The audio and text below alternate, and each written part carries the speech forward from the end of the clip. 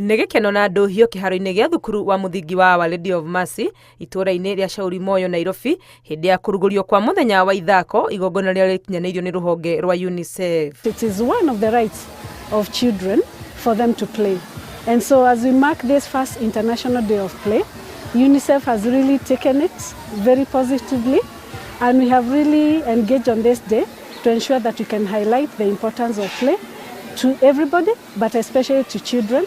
Kuringana na UNICEF itua ria kugia na muthenya wa ithako rikinyirirwo niguo guthomithia bata wa ciana kurekwo ithake na itemi ria bata riria ithako rinyitaga hari mwana gukura na njira iria yagiriire. In terms of social development, it plays a very significant role, and actually even when children play, they don't really have to know, to use the same language. Uthuthuria uria wikitwo ningi no wonanitie ati ithako ni riteithagia mwana gukorwo ari mukenu noguo akagia na muturire mwega.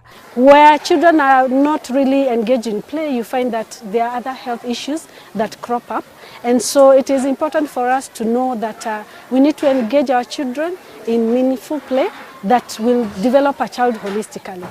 Fata wa andu gutigirira kuri na kundu kuiganu na kwagiriru gwa ciana guthakira ni uhinyiriirio thina uria wonekete kuhinyiriria ciana iria cikaraga matauni-ini muno.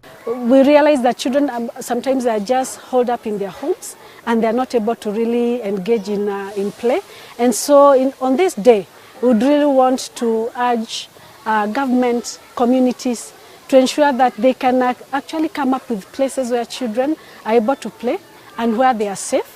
Tiga ciana gukorwo igithaka, UNICEF no irahinyiriria ona andu agima kugiaga na ihinda ria kunyitanira na ciana ithako-ini kuona ni undu ungiteithia kurehe urumwe family-ini.